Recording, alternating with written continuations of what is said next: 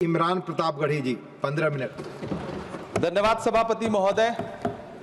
कभी सुदामा पांडे धूमिल जी ने कहा था कि एक आदमी रोटी बेलता है, एक आदमी रोटी खाता है, एक तीसरा आदमी भी है जो न रोटी बेलता है न रोटी खाता है, वो सिर्फ रोटी से खेलता है।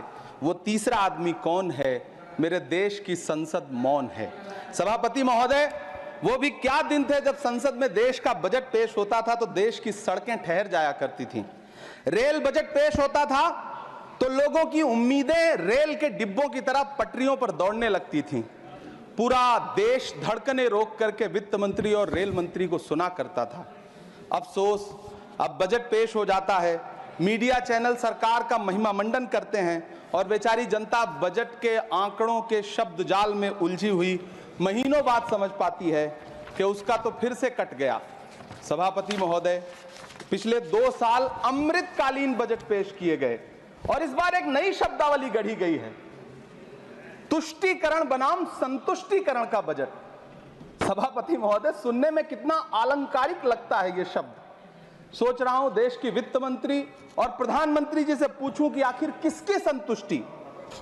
जिस बजट में मनरेगा के लिए 1 रुपए की बढ़ोतरी ना हो, वही पुराना 86,000 करोड़, जबकि पहले ही 9,754 करोड़ का घाटा हो, जिस मनरेगा से करोड़ों मजदूरों के घर में चूल्हा जलता हो, उस मनरेगा में काम करने वाले गरीब मजदूरों के लिए अगर आपके खजाने से 1 रुपया भी इजाफी नहीं निकल सका तो भला कौन संतुष्ट हुआ साहब? इस देश का गरीब मजदूर या आपके उद्योगपति दोस्त?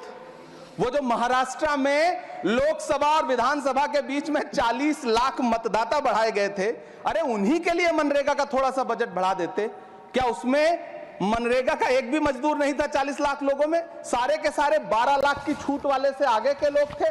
सभापति महोदय, कल जब वित्त मंत्री जी देश की संसद में भाषण दे रही थी तो वहां मुंबई में कोई गरीब इंसान जब अपनी जेब टटोल करके अपनी मोटरसाइकिल में 1 लीटर पेट्रोल भरवा रहा था तो उस पेट्रोल की कीमत थी 103 रुपया प्रति लीटर। आखिर इतना महंगा पेट्रोल डीजल खरीद के कौन संतुष्ट हो रहा है? इस देश के गरीब लोग या फिर सरकार के चहेते धन्ना सेठ? सभापति महोदय, वित्त मंत्री जी इस बजट को मध्यम वर्ग को संतुष्ट करने वाला बजट बता रही हैं। अरे मैडम, हम आप यहां पर बैठे रहते हैं और वहां बाहर इसी दिल्ली में 1 लीटर दूध, चाहे वो अमूल का हो या फिर मदर डेयरी का हो, उसकी कीमत 73 रुपए लीटर है। इतना महंगा बेच करके कौन संतुष्ट हो रहा है? गरीब जनता या आपके धन्ना सेठ दोस्त? सभापति महोदय, इस सरकार का बाजार और महंगाई पर कोई नियंत्रण नहीं रह गया है। चाहे देश में लहसुन 400 रुपए किलो बिक जाए, टमाटर 100 रुपए किलो बिक जाए, प्याज का दाम सुनकर आंखों में आंसू आ जाए, लेकिन वित्त मंत्री महोदया बजट में महंगाई का मां भी नहीं बोलती हैं। बच्चों की किताब और पेंसिल तक पर टैक्स लगाने वाले सरकार से मैं पूछना चाहता हूं कि आप मध्यम वर्ग का हितैषी बताते हैं खुद को, तो शर्म नहीं आती है? खुद को धार्मिक कहने वाली सरकार भगवान श्री कृष्ण के प्रिय खाद्य पदार्थों दही और मक्खन तक पर जीएसटी लगाती है और बात करती है मध्यम वर्ग की हिमायती होने की।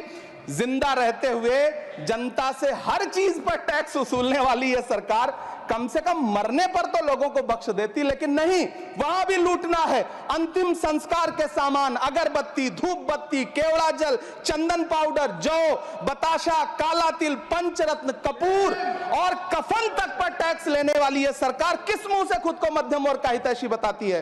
कौन सी संतुष्टि? किसकी संतुष्टि?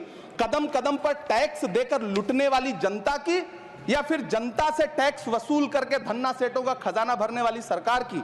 किसकी संतुष्टि? सभापति महोदय, 18 अगस्त 2015 आरा का बिहार का ऐतिहासिक मैदान, सजा हुआ मंच, हजारों की भीड़ और सामने खड़े हुए देश के प्रधानमंत्री का भाषण। बिहार के भाइयों बहनों, आज मैं बिहार के लिए पैकेज की घोषणा कर रहा हूं।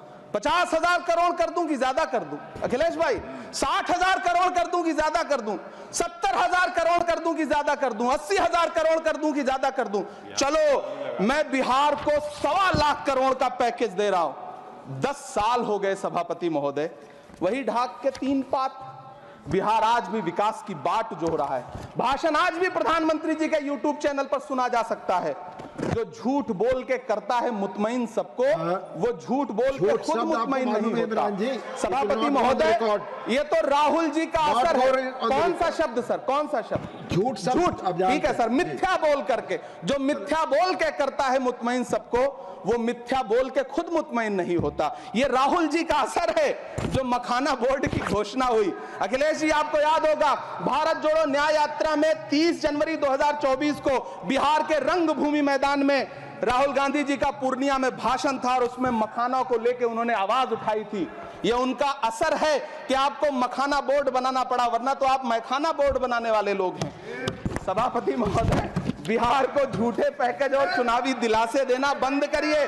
आज भी जब कोसी में बाढ़ आती है तो पूरा सीमांचल बर्बाद हो जाता है। मैंने उस तबाही को अपनी आंखों से देखा है। 2016-17 की बाढ़ में अपने इन्हीं हाथों से राहत सामग्री बांटी है मैंने। अगर सच में बिहार के लिए कुछ करना चाहते हैं तो बिहार को बाढ़ से बचाने का प्रबंध करिए। पूर्णिया एयरपोर्ट 10 साल से बाट जो रहा है, घोषणा 2014 में हुई, बन के आज तक तैयार नहीं हुआ। अलीगढ़ मुस्लिम विश्वविद्यालय का किशनगंज सेंटर बजट के अभाव में दम तोड़ता जा रहा है। मैंने पिछले बजट सत्र में भी आवाज उठाई थी। आज फिर वित्त मंत्री जी से अनुरोध करना चाहता हूं, दामन फैला करके, कि अलीगढ़ मुस्लिम विश्वविद्यालय का किशनगंज सेंटर बन जाने दीजिए।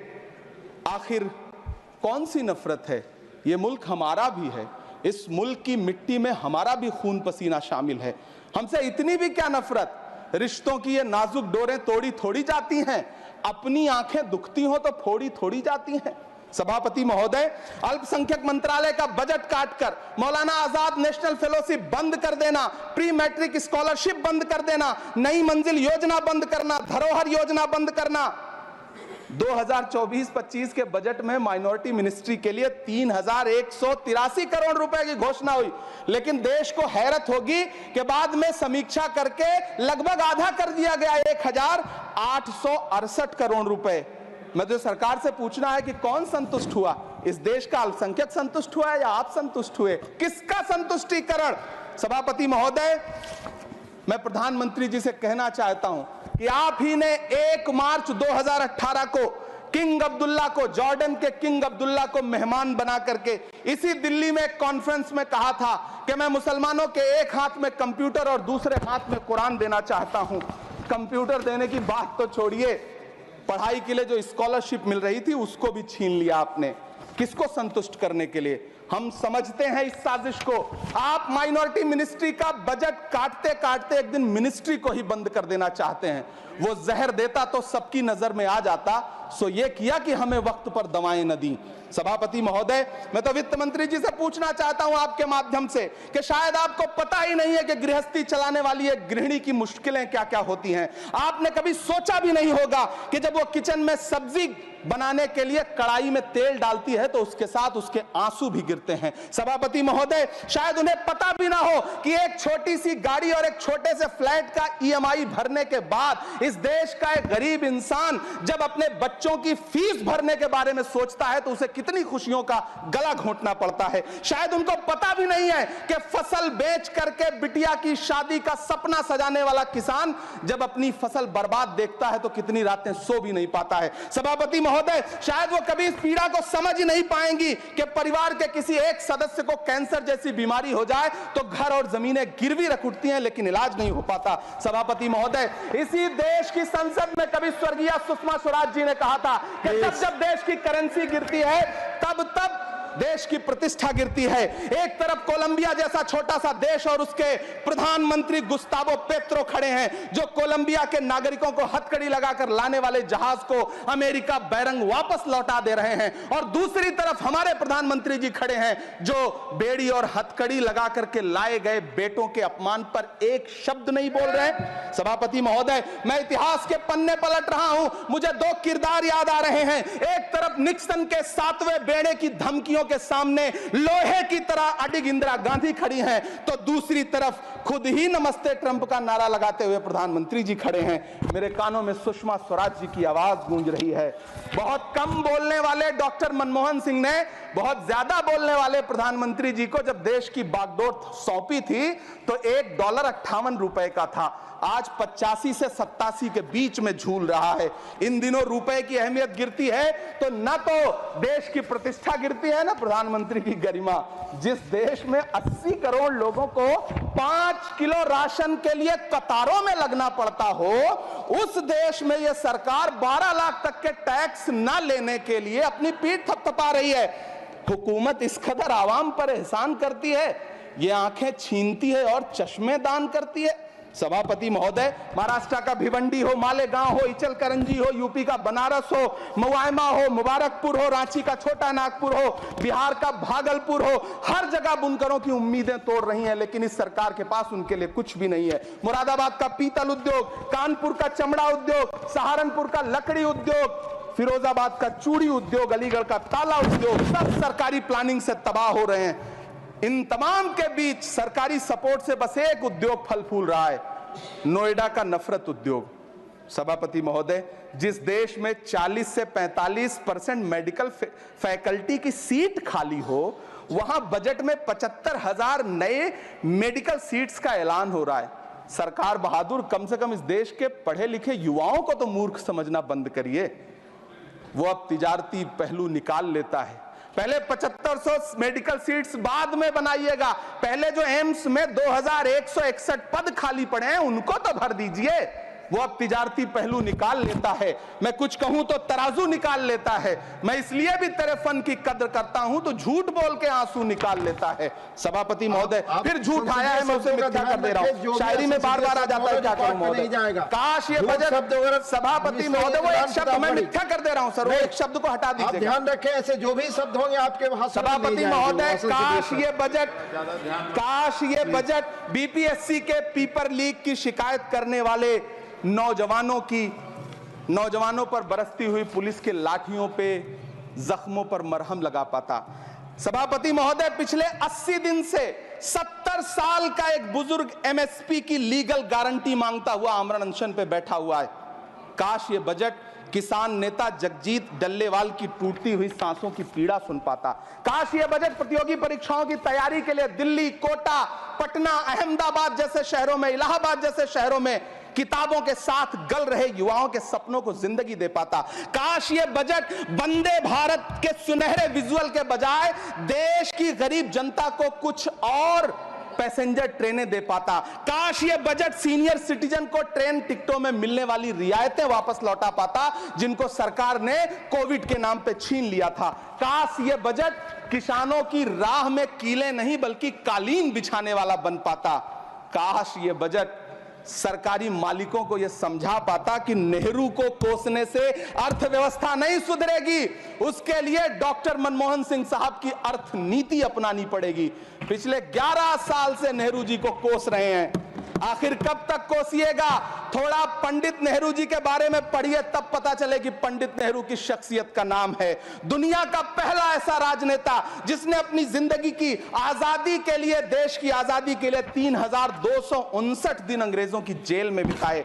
पंडित नेहरू एक ऐसे महान शख्स जिनके पिता पंडित मोतीलाल नेहरू, जिनकी बहन विजय लक्ष्मी पंडित, जिनके बहनोई पंडित रंजीत सीताराम, जिनकी बेटी इंदिरा गांधी, जिनके दामाद फिरोज गांधी, सब ने अंग्रेजों से लड़ते हुए स्वतंत्रता आंदोलन में जेल काटी। आप किस मुंह से उनकी लकीर छोटी करने की बात करते हैं?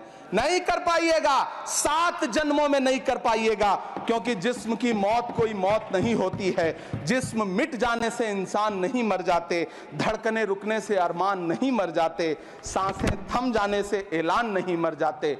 जिस्म की मौत कोई मौत नहीं होती है। सभापति महोदय, मैं आपके सामने खड़ा होकर के एक बहुत छोटी सी कहानी सुनाना चाहता हूं कि महान बादशाह सिकंदर ने जब यूनान फतेह किया तो जीत का जश्न मनाने के लिए शहर की सड़कों पर निकला। तो उसने देखा कि पूरा शहर तो जश्न मना रहा है, एक फकीर सड़क के किनारे चादर तान के सो रहा है। सिकंदर को गुस्सा आया, घोड़े से उतरा, उस फकीर के पास गया और उसे सोता देख करके उसे जोर की एक लात मारी और लात मार के कहा कि क्यों रे फकीर, मैंने यूनान फतेह कर लिया, लोग जश्न मना रहे हैं और तू सो रहा है। उस फकीर ने उन्नीदी आंखों से सिकंदर को देखा और देख करके कहा कि शहर जीतना बादशाहों का काम है, लेकिन लात मारना तो गधे का काम है। सभापति महोदय, गरीब जनता को लात मारना बंद करिए। ये अमीरों के लिए बनाया गया बजट है, ये निराशाजनक बजट है। हम अमृतकाल सुनते आ रहे थे, ये अमृतकाल इतनी जल्दी समाप्त हो गया कि अब अमृतकाल का कोई नाम तक नहीं लेना चाहता है। इसलिए मैं इस सदन में खड़ा होकर के देश की वित्त मंत्री महोदया से कहना चाहता हूं कि आपने अल्पसंख्यकों के बजट में जो कटौती की है उसको बहाल करिए। आपने मनरेगा को जो स्थिर रखा है उसका घाटा 9,754 करोड़ है, कम से कम उतना बढ़ा करके फिर से उसे बहाल करिए। नौजवानों के लिए रोजगार दीजिए, किसानों को एमएसपी की लीगल गारंटी दीजिए। यही मैं आपसे अपील कर रहा हूं। धन्यवाद सर, आपने इतना जो समय दिया उसके लिए शुक्रिया।